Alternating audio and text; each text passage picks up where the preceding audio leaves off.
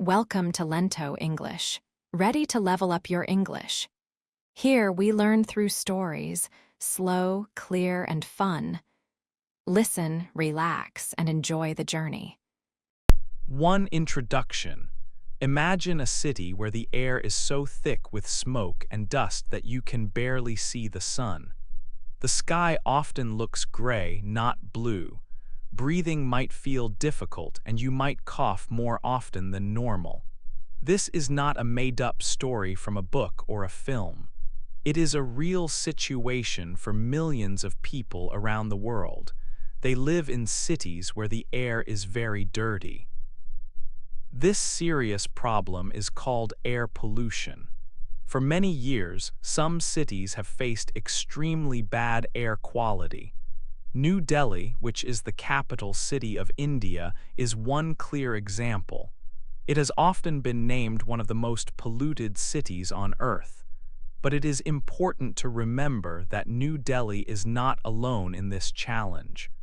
Other places also experience this serious issue. Lahore, a large and important city in Pakistan, has also seen very high levels of pollution. Sometimes it has even been ranked as the city with the dirtiest air in the world.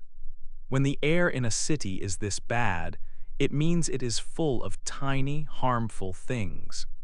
These things are so small that you often cannot see them with your eyes, but they are very dangerous when people breathe them in. They can make people feel unwell and cause serious health problems. Living in such conditions affects daily life for everyone. People might need to wear special masks when they go outside to protect themselves from the bad air. Children might not be able to play freely outdoors, and simple activities like walking in a park can become difficult. The air quality becomes a significant and constant part of how people live every single day. It influences their choices and their well-being. This situation in cities like New Delhi and Lahore offers an important lesson for everyone, not just those living there. It shows us a serious global problem that needs attention from many different people and governments. Air pollution is not just a small local issue for one place. It affects many countries and millions of people across the world. Understanding this problem is vital. In this book, we will look closely at this global problem.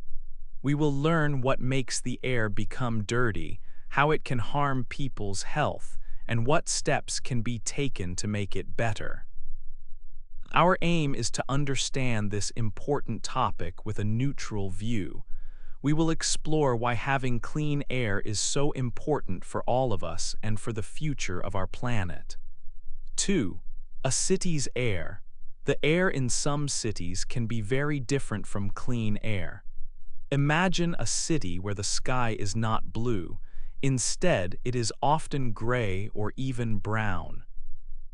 The air is so thick with smoke and dust that it is hard to see far. You might barely see the sun, even in the middle of the day. Buildings look blurry, and the horizon is hidden behind a heavy cloud. This thick, dirty air is called smog. It hangs over the city like a heavy, unwelcome roof. Living under this blanket of smog changes daily life for many people. The air often has a strange smell. It can make your eyes sting and your throat feel dry. When the smog is very bad, it reaches dangerous levels. This means the air is very unhealthy to breathe. People are often told to stay inside their homes. Children cannot play outside. Outdoor sports and activities stop. The city can feel quiet and still, as if everything is waiting for the air to clear. What makes this air so bad? Inside the smog, there are many tiny, harmful particles. One important type of these particles is called PM25. The number 2.5 means how small these particles are. They are very, very tiny, much smaller than a single grain of sand.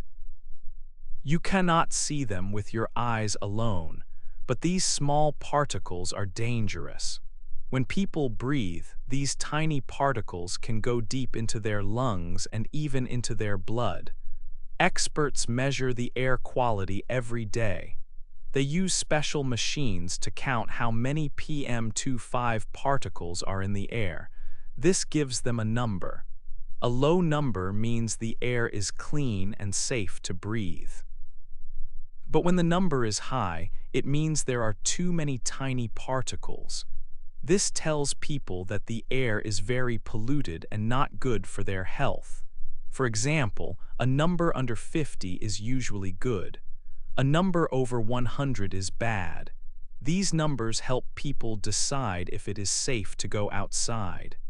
When the air quality numbers are very high, daily life changes a lot.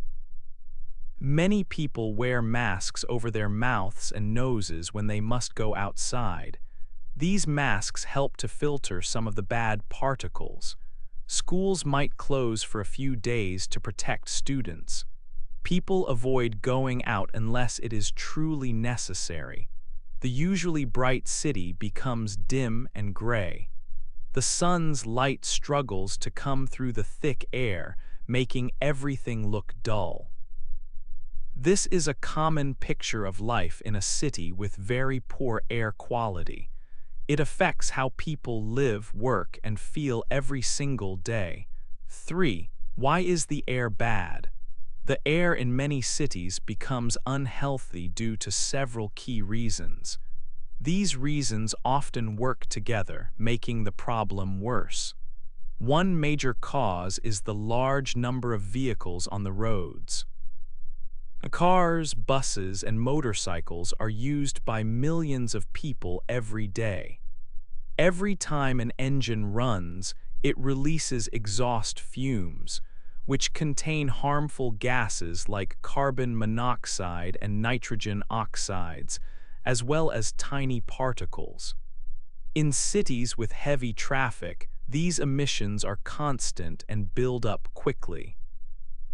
During rush hour, when many vehicles are moving slowly or stopped, the pollution can become very concentrated, making the air particularly bad for people nearby. Another important source of air pollution comes from industries and factories. Many factories are located near or within cities. These facilities often burn fuel to power their machines or use chemical processes to make products. During these operations, they can release smoke, soot, and various chemicals into the air.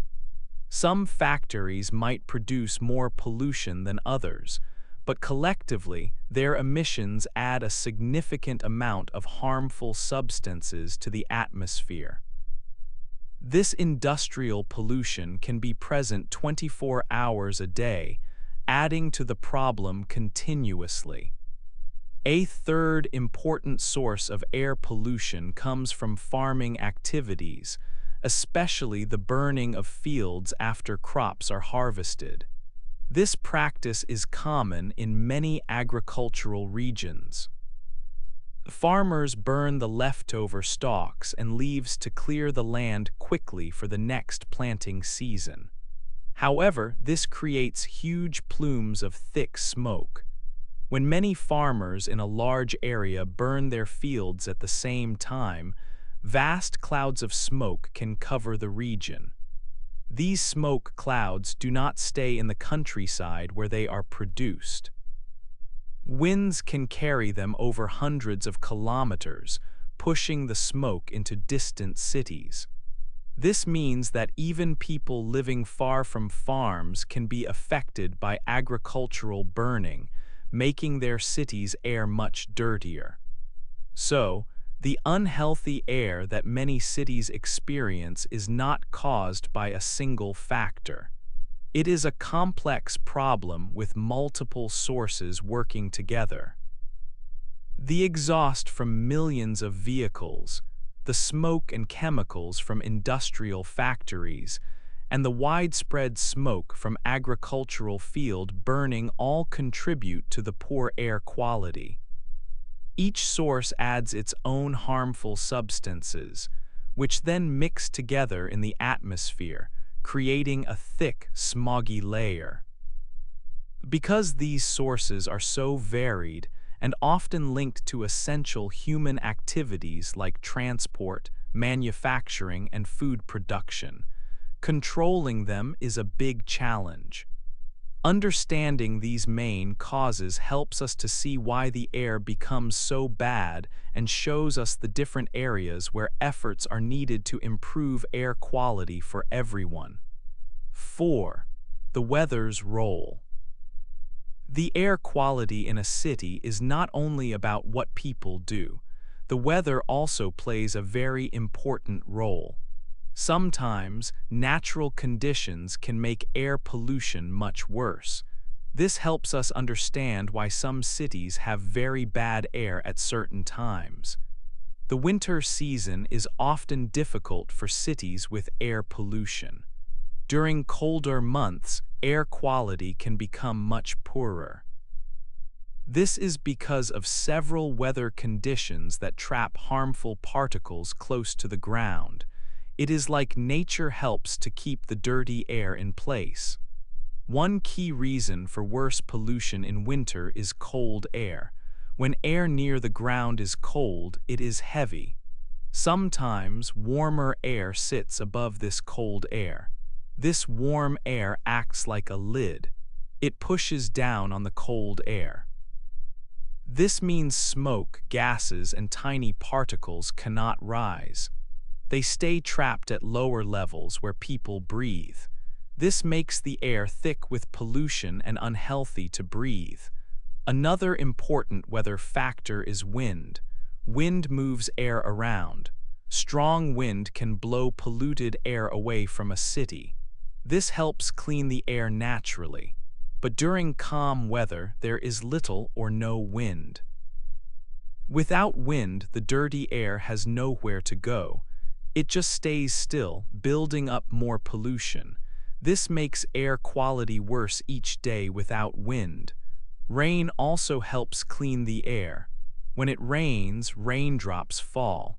They collect tiny pollution particles. The rain washes these particles down to the ground.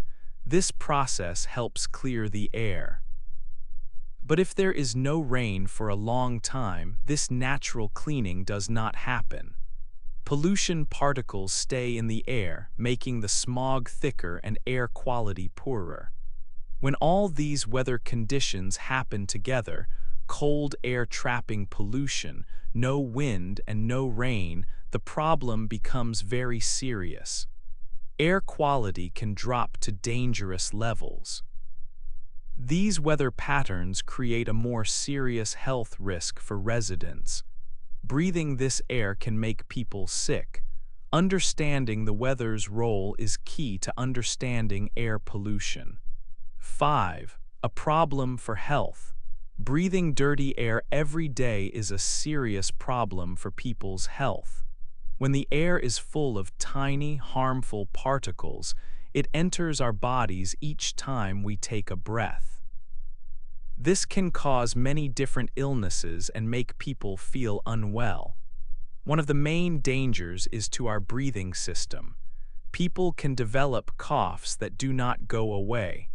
They might find it hard to breathe, especially when they walk or run. For some, it can lead to more serious conditions like asthma or other lung diseases. The lungs work hard to clean the air we breathe, but with very polluted air, they can become damaged over time. Air pollution also affects the heart. The small, dangerous particles from the air can get into the bloodstream. They can travel to the heart and cause problems there. This can make the heart work harder than it should. Over time, this can lead to heart disease, which is a very serious condition. It can also increase the risk of heart attacks. Beyond breathing and heart problems, polluted air can cause other serious illnesses.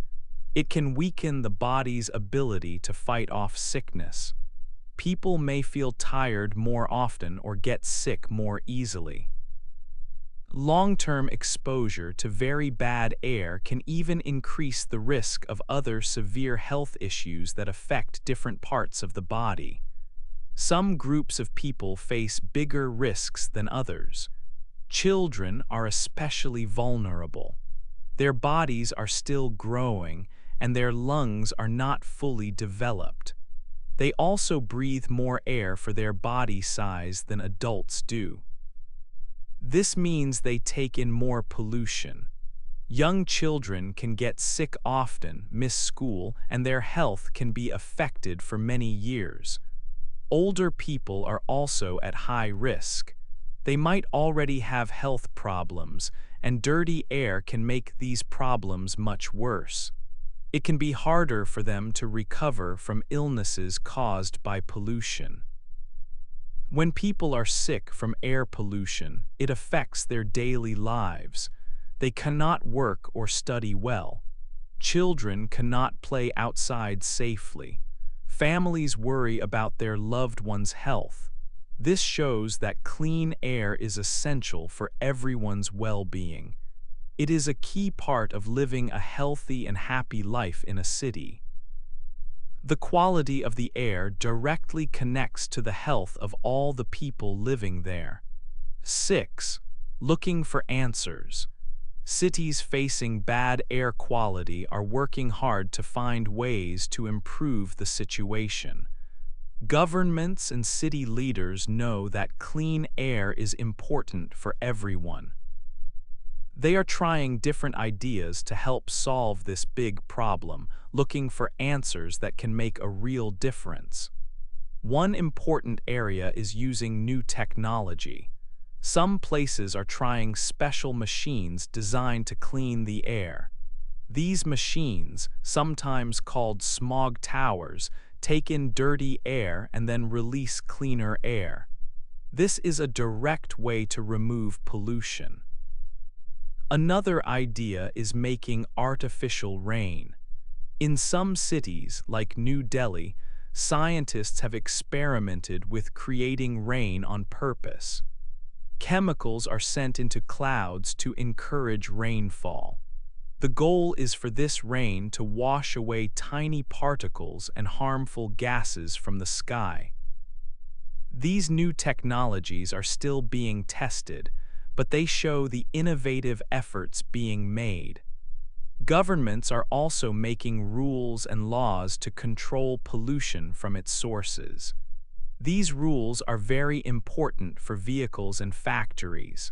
For cars, buses, and motorcycles, there are strict rules about how much harmful gas they can release. Vehicle owners might need to pass regular emission tests. Some older, more polluting vehicles might even be restricted from driving on certain days. Factories also have strong regulations. They must use special filters on their chimneys to capture smoke and chemicals. Companies are encouraged to use cleaner energy sources and change production methods. These laws help reduce the amount of pollution that goes into the air every day. However, finding lasting answers to air pollution is not always easy. It is a complex problem with many different causes. It is a big challenge to find solutions that work well for a long time and can be used across entire cities. Some solutions might be very expensive, and some might only work in certain weather conditions. For example, artificial rain helps, but it cannot be created every day and needs the right conditions. Also, enforcing strict rules for millions of cars and thousands of factories is a huge task. Cities need solutions that are both effective and practical. They need plans that can change the air quality for good, not just for a day or two. The search for these long-term solutions continues around the world. Everyone hopes that with new ideas, strong rules, and continued effort, cities can one day breathe clean air again. This ongoing work shows how determined people are to make their cities healthier places to live. 7 people can help. Governments and cities are looking for ways to make the air cleaner, but people also have a very important part to play. Many people are now learning more about air pollution. They understand that breathing dirty air can cause serious health problems. This knowledge makes them want to act and make a positive change in their cities and communities. Public awareness is growing. News reports, school lessons, and community meetings help people understand the problem. When people know the dangers, they often want to do something to help. They see the thick smog and feel the effects, and this encourages them to look for solutions together. This growing understanding is a strong force for change. There are many simple things people can do every day to help. One important action is to change how they travel. Instead of driving a car alone, people can choose public transport like buses or trains. Walking or riding a bicycle for short distances also helps. Fewer cars on the road mean less harmful gases in the air. These small changes by many people can make a big difference over time. Another way to help is by saving energy. When people use less electricity at home, power plants produce less pollution. Turning off lights when leaving a room, using energy-saving appliances, and being careful with heating and cooling systems are all helpful steps. Even small efforts to conserve energy reduce the demand for power that often comes from burning fossil fuels. People can also think about what they buy. Choosing products that are made in ways that cause less pollution is a good idea. For example, buying local products can mean less transport pollution. Supporting businesses that care about the environment also sends a message that clean air is important to everyone. Beyond individual actions, communities can work together. Neighbors can organize groups to clean up local areas or plant trees. Trees help clean the air naturally. People can also talk to their local leaders and ask for better rules to fight pollution. When many voices speak together, they are often heard. This shared effort creates a stronger movement for a cleaner environment. The power of people working together is strong.